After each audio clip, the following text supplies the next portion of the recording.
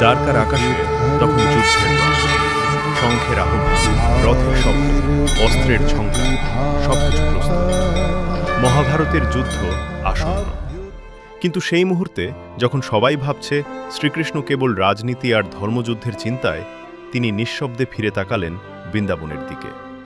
সেখানে কোনো রাজ্য নেই, নেই কোনো সিংহাসন, আছে শুধু প্রেম।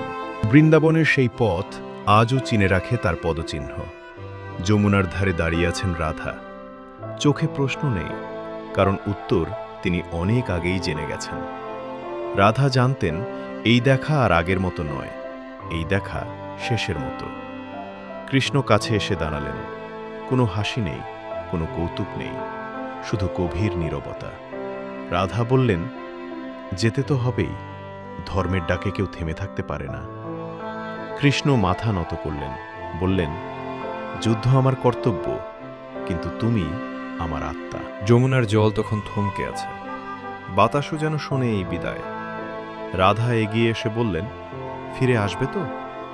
কৃষ্ণ উত্তর দিলেন না, কারণ তিনি জানতেন শরীর ফিরে এলেও সময় আর আগের মতো হবে না। তিনি শুধু বললেন, আমি যদি না ফিরি, তবুও আমি তোমার মধ্যেই থাকব।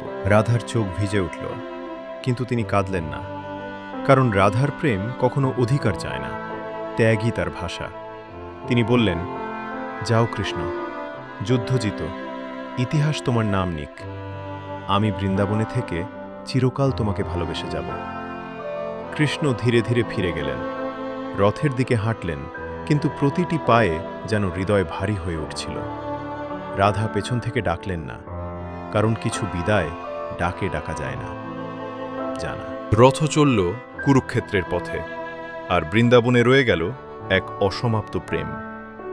মহাভারত লেখা হল রক্তে আর ধর্মে, কিন্তু রাধাকৃষ্ণের গল্প লেখা রইল নীরবতা আর ভালোবাসায়।